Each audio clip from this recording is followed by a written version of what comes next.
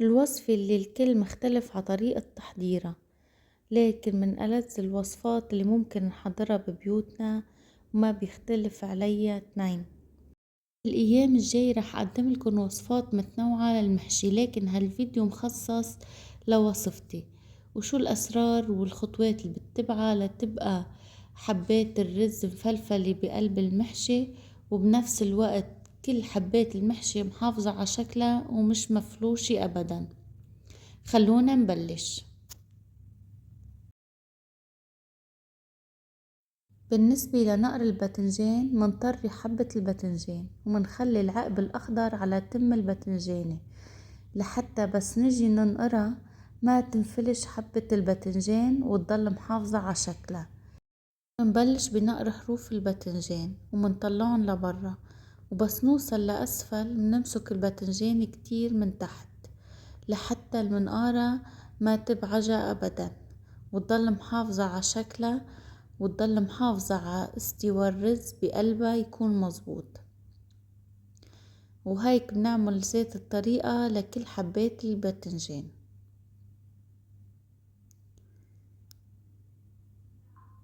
لما نخلص نقر الباذنجانة وتصير رقيقة بهالشكل منبلش نشيل من حواليها العقب الأخضر، وهيك بيكون شكل الباذنجاني معنا.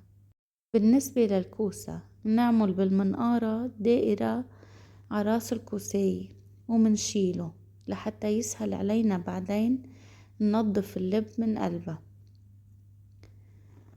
من بعدها رح ناخد قياس الكوساية ونحط ايدنا على الحرف عقد القياس ونبلش ننقر الكوساية ونطلع اللب لحتى نوصل لأسفل الكوساية.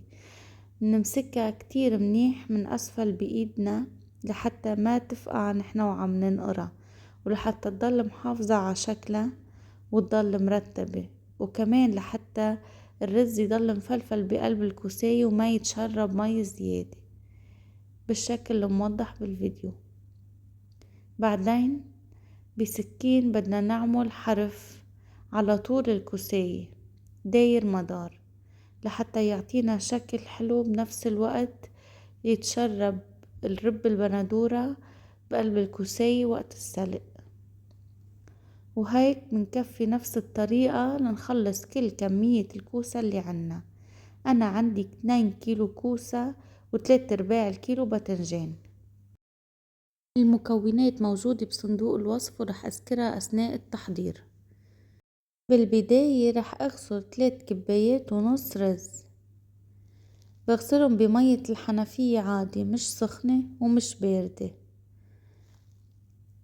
بغسلهم كذا مرة لأتخلص من كل كمية النشا الموجودة من قلبهم، ولما تصفى المي بنقعهم لمدة ربع ساعة بمية الحنفية لحتى لاقي حبات الرز بيضت كلها وصارت بهالشكل. بصفيها كتير منيح من المي وبباشر بتحضير الحشوة. بطنجرة على نار بحط 3/4 كمية الزيت ومعلقتين رب البندورة، بحمصهم كتير منيح مع بعض ليبلش يتغير لونهم وتطلع ريحة البندورة ويصير شكلهم هيك. هالخطوة كتير ضرورية وبتعطي نكهة مميزة لحبات الرز. من بعدها بدنا نطحن الثوم والبصل، وما تستغربوا من البصل كتير طيب مع المحشي وبيعطي نكهة كتير قوية. منحط نص كمية الملح ومنهرسهم بالهاند بلندر. اكيد فيكن تطحنون او تفرمون عادي، لكن انا ما بحب يبين شكلهم، بحب يختفوا مع حبات الرز لما ينطبخوا سوا. من بعدها بدي احط كمية البهارات والنعنع والملح اللي عنا. بحط معلقة المحمرة عندي مش حرة. بخلطهم كتير منيح مع بعضهم لحتى يمتزجوا، ولحتى لما خلطهم مع الرز ما يبقى عندي كتل. من بعدها بضيف كمية الرز كلها.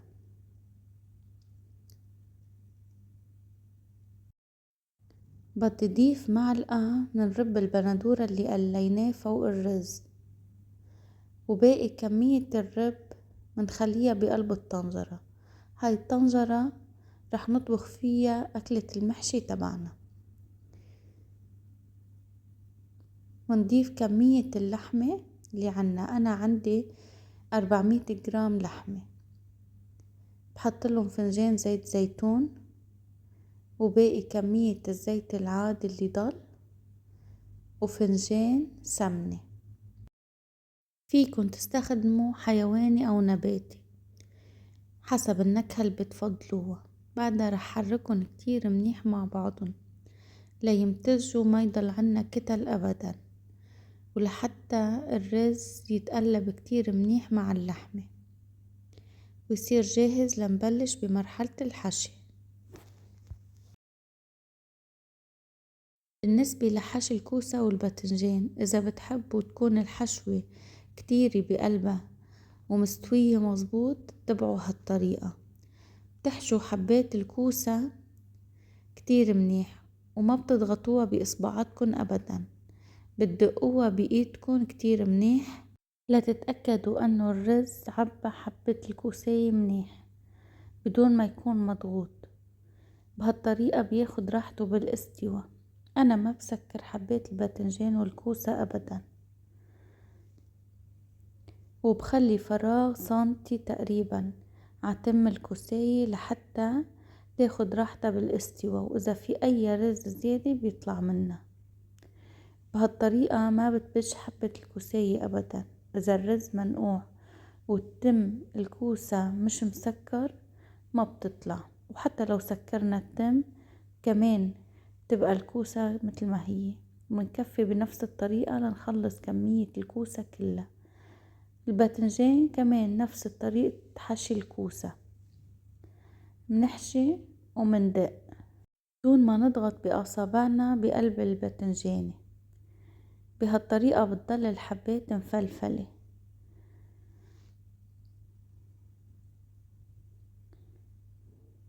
الباذنجان نضغط عليه على الجوانب شوي لنتأكد إذا في أي كمية رز زيادة تطلع منه، وهيك لنخلص كل الكمية ونبلش بصف الحبات.